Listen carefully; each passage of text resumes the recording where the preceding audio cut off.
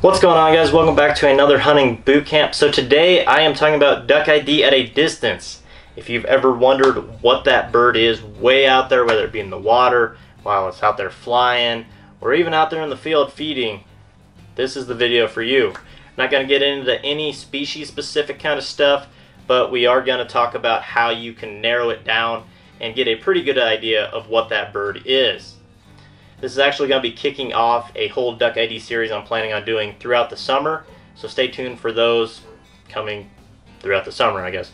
But let's get back to duck ID at a distance. So the first tip is simply get a pair of binoculars. These aren't anything special, you know, they don't have to be super expensive. These are 10 by 25 magnification, and I don't even remember how much I gave for them, but they're not very expensive binoculars.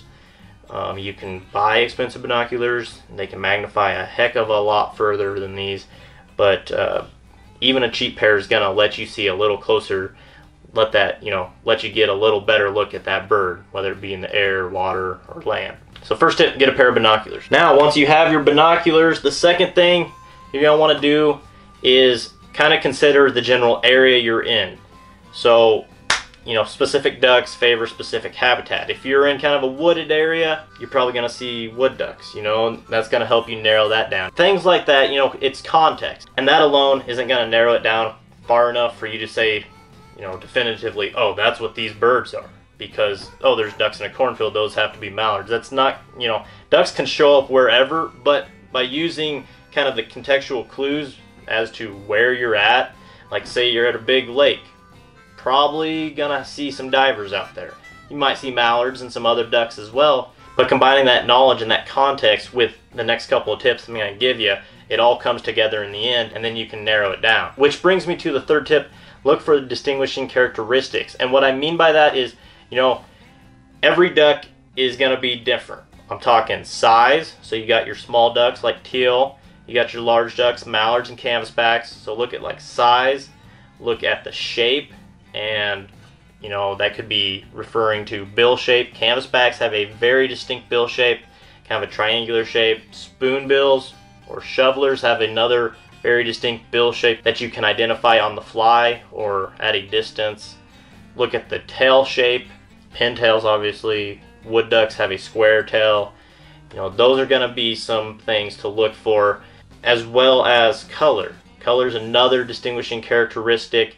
Obviously, your drakes are going to be really bright colored. Your hens are going to be kind of drab. So that can even tell you the difference between the sexes of the duck. Also, look at the color of the speculum. And if you don't know what the speculum is, it's the little colored patch on the wing.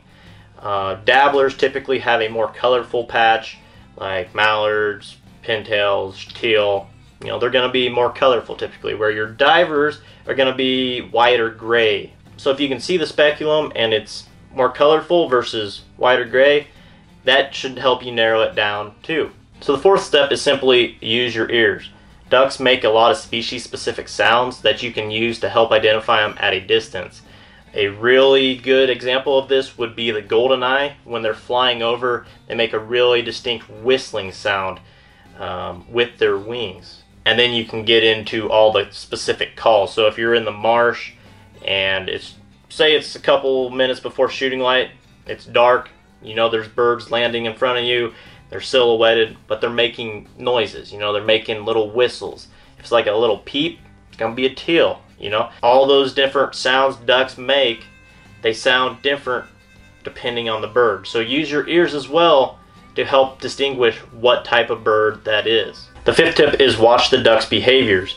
And just a couple examples of that, I'm talking about like watch how they feed. If they're diving, obviously it's going to be a diving duck. If it's got its butt tipped up in the air, probably going to be a dabbler. When they're getting up from the water to take off, watch how they get up. A dabbler's just going to like jump up off the water. A diver's going to have to run. Another example would be watch how they're sitting on the water. A dabbler's going to sit up higher on the water because it's got its feather fluffed up, while a diver's going to be sitting lower in the water. Those are just a few examples of behaviors of ducks, and mainly it's just telling the difference between divers and dabblers.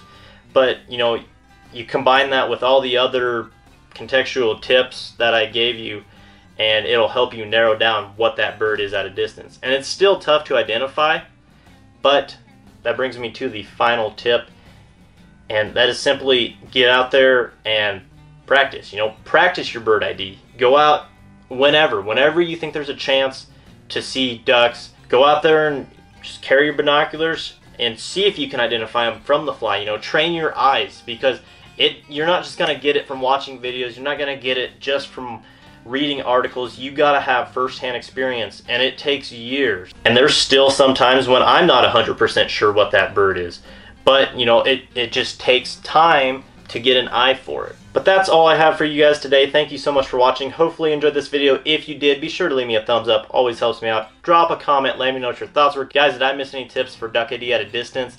Let me know down below. Subscribe if you haven't already, so you can stay up to date with the latest hunting boot camps. These come out every Monday unless I have a High Prairie Kitchen, which are my wild game cooking videos, and I have some more of those coming out here shortly. Also have some fishing exploits coming out, and hunting season will be here in 4 long months. But we'll catch you out there, guys. See ya.